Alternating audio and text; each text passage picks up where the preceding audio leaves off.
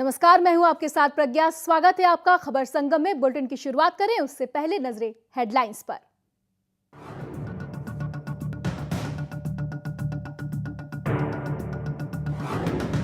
मौसम की मार से बदहाल हुए किसानों को मोदी सरकार ने दिया तोहफा। केंद्र सरकार ने नई फसल बीमा योजना को दी मंजूरी। 1 अप्रैल 2016 से लागू नई बीमा योजना देश भर में लागू।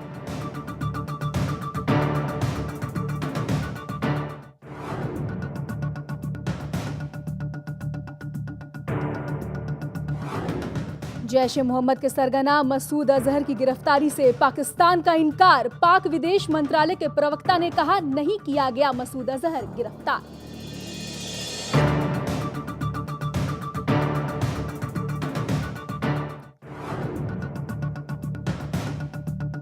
पठानकोट आतंकी हमले के बाद टली भारत पाक वार्ता। फिर तय की जाएगी बातचीत की तारीख।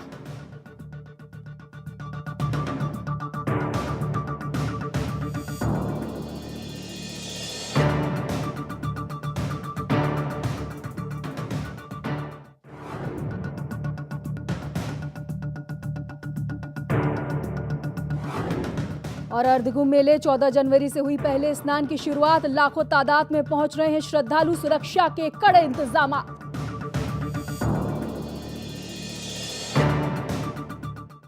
तो चलिए बुलेटिन की शुरुआत करते हैं इस वक्त की सबसे अहम खबर के साथ। आपको बता दें कि मौसम की मार के चलते बेहाल हुए किसानों को अब मोदी सरकार ने नई फसल बीमा योजना के जरिए नए साल का तोहफा दे दिया है, जिसके तहत किसानों को अनाज एवं तिलहन की फसलों के बीमा संरक्षण के लिए अधिकतम 2% और हॉर्टिकल्चर के साथ साथ कपास के फसलों के लिए अधिकतम 5% तक प्रीमियम रखा गया है। अप्रैल 2016 से नई फसल बीमा योजना देश भर में लागू हो जाएगी। आपको बता दें कि पुरानी फसल बीमा योजना में अधिक प्रीमियम समेत और भी कई खामियां थीं, जिसकी वजह से किसानों को बीमा का फायदा नहीं मिल पा रहा था। आपको बता दें कि इसको दूर करने और किसानों के हितों की रक्षा के लिए केंद्र सरकार ने नई योजना को शुरू करने का फैसला भी किया है। पुरानी बीमा योजना में जहां किसानों को बीमा का 15% प्रीमियम देना पड़ता था, तो वहीं अब नई बीमा योजना में ये दर 2 से 8% के बीच रखी गई है। इसके साथ ही पुरानी बीमा योजना में जहां नुकसान के कुछ हिस्से के ही भरपाई की जाती थी, तो अब वहीं नई फसल बीमा योजना के तहत पूरे नुकसान की भरपाई की जाएगी।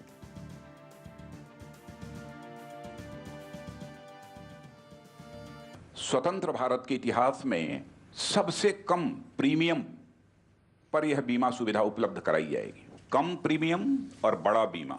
खरीफ में 2% और रबी में 1.5%, और पहले 15% तक था। यानी पहले ज्यादा लगाओ और कम पाओ, और अब कम लगाओ और ज्यादा पाओ। और अब खबरें 7वें वेतन आयोग से जुड़ी। आपको बता दें कि केंद्र सरकार ने बुधवार को 7वें वेतन आयोग की सिफारिशों को लेकर एक अहम बैठक भी की है, जिसमें फैसला लिया गया है कि इन सिफारिशों के दायरे में 47 लाख सेंट्रल गवर्नमेंट एम्प्लॉयज और 57 लाख पेंशन धारक आएंगे। आपको बता दें कि संसदीय कार्य मंत्री वेंकैया नायडू ने इसकी आधिकारिक जानकारी भी दी है। The cabinet today has approved the setting up of Empower Committee of Secretaries under the chairmanship of Cabinet Secretary in order to process the recommendation of the 7th Central Pay Commission. Pathankot airbase पर हुए आतंकी हमले के मद्देनजर आतंकी संगठन जैश ए मोहम्मद के प्रमुख मौलाना मसूद अजहर की गिरफ्तारी से इनकार किया है। पाक विदेश मंत्रालय ने गुरुवार को इस बात की पुष्टि नहीं की है कि मसूद अजहर को गिरफ्तार किया गया है या उसे हिरासत में लिया गया है। पाकिस्तान ने जैश ए मोहम्मद के प्रमुख मसूद अजहर की गिरफ्तारी संबंधी मीडिया रिपोर्टों की भी पुष्टि नहीं की है। इन रिपोर्टों पर भारत ने कुछ संदेह व्यक्त किए हैं। पाकिस्तान सरकार ने कहा कि मसूद अजहर की गिरफ्तारी की पुष्टि नहीं करती है। पाक विदेश मंत्रालय के प्रवक्ता काजी खलीलुल्लाह ने गुरुवार को इस्लामाबाद में एक प्रेस ब्रीफिंग के दौरान मसूद अजहर की हिरासत से इनकार कर दिया है। प्रवक्ता ने अजहर की हिरासत की पुष्टि नहीं की है। गौर हो कि काजी खलीलुल्लाह पाक विदेश मंत्रालय के प्रवक्ता हैं। पाक विदेश मंत्रालय के प्रवक्ता ने कहा कि मसूद की गिरफ्तारी के बारे में हमें जानकारी नहीं है।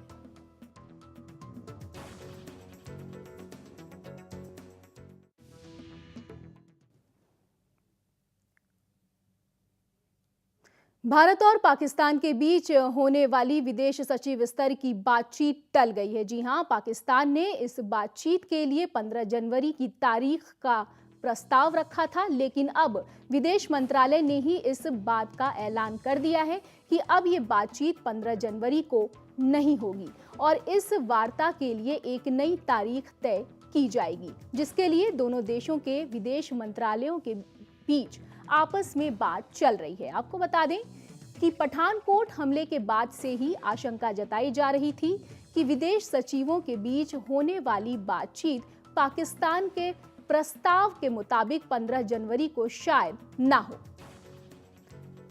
क्योंकि हमले के बाद पहले ही भारतीय विदेश मंत्रालय ने साफ कर दिया था कि पाकिस्तान के साथ बातचीत तभी होगी जब पाकिस्तान जमीन पर ठोस कदम उठाएगा और पठानकोट के हमलावरों के खिलाफ कड़ी कार्रवाई की जाएगी। गौरतलब है कि पाकिस्तान के प्रधानमंत्री नवाज शरीफ ने भी फोन पर भारतीय प्रधानमंत्री नरेंद्र मोदी को इस बात का भरोसा दिलाया था।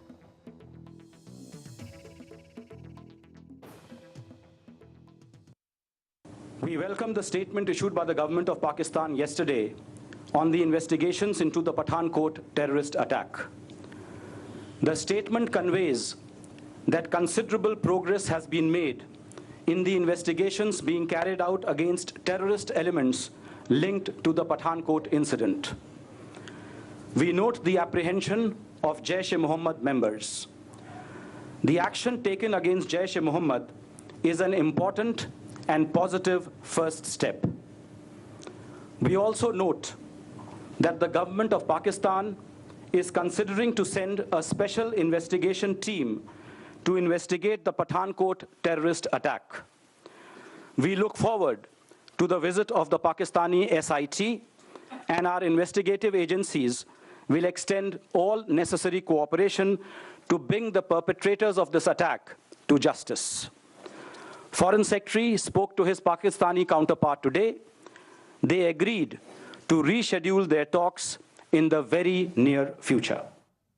तो चलिए बढ़ते हैं आगे। बिहार में मिली करारी हार के बाद जहां एक और मोदी कैबिनेट में बदलाव होने की संभावना है, तो वहीं दूसरी तरफ बीजेपी अध्यक्ष अमित शाह का एक बार फिर से पार्टी का अध्यक्ष बनना लगभग तय माना जा रहा है। अगर सूत्रों की माने तो 2019 के चुनाव का भाजपा की कमान मौजूदा अध्यक्ष अमित शाह के ही हाथों में रहेगी। जिस तरह से उन्होंने काम किया है, उसे देखते हुए सभी ये चाहते हैं कि वो फिर से अध्यक्ष बने। अमित शाह का चुनाव भी सर्वसम्मति से होने की उम्मीद जताई जा रही है। हालांकि खबर ये भी आ रही है कि अमित शाह के फिर से अध्यक्ष बनने तक के लिए पार्टी और सरकार में तमाम बदलाव रुके हुए हैं। आपको बता दें कि बीजेपी अध्यक्ष अमित शाह का ये कार्यकाल 23 जनवरी को पूरा हो रहा है और इस महीने के अंत में भाजपा अध्यक्ष का चुनाव होना है।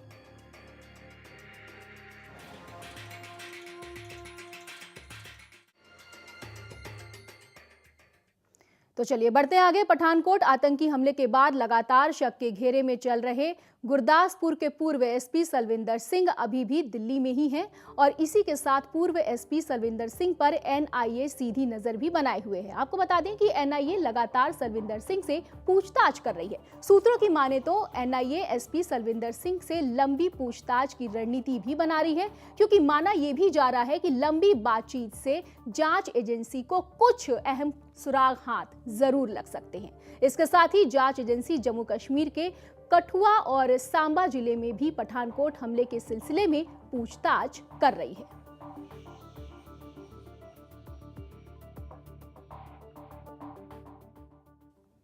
पठानकोट एयरबेस पर खतरनाक आतंकी हमले के तार अब तक पूरी तरह से खुल भी नहीं पाए हैं कि अब राजधानी दिल्ली में आतंकी साया मंडराने लगा है। जी हां, खबर है कि आतंकी दिल्ली एयरबेस को निशाना बना सकते हैं। भारतीय वायुसेना ने दिल्ली गुड़गांव बॉर्डर पर स्थित रजोकरी स्टेशन पर खतरे की चेतावनी दे दी है। मिली जानकारी के अनुसार पठानकोट एयरबेस के बाद अब आतंकवादी राजधानी दिल्ली पर नजर बनाए हुए हैं। खुफिया एजेंसी ने चेतावनी जारी करके ये कहा है तो दिल्ली की मुख्य जगहों पर सुरक्षा को भी चाक चौबंद कर दिया गया है। आपको बता दें कि सुरक्षा एजेंसियों को जैश-ए-मोहम्मद के 2 आतंकियों के राजधानी दिल्ली में छुपे होने की भी खबर मिली है। एजेंसियों से खबर ये भी मिल रही है कि आतंकी दिल्ली के रक्षा प्रतिष्ठानों को निशाना बना सकते हैं।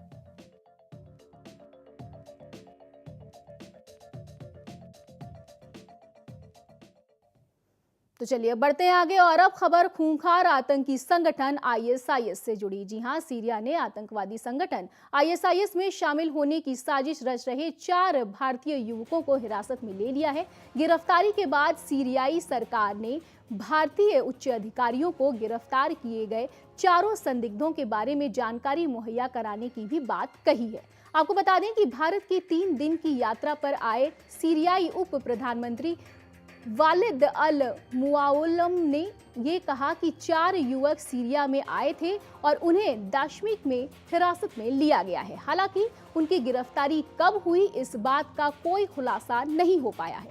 4 संदिग्ध जॉर्डन के रास्ते सीरिया में दाखिल हुए थे। आपको बता दें कि आतंकी संगठन आईएसआईएस भारत में अपने पैर जमाने की पूरी तरह से फिराक में है और इसी सिलसिले में पहले भी कई भारतीय युवाओं को सोशल नेटवर्किंग साइट के जरिए आईएसआईएस लुभाने की कोशिश कर रहा है।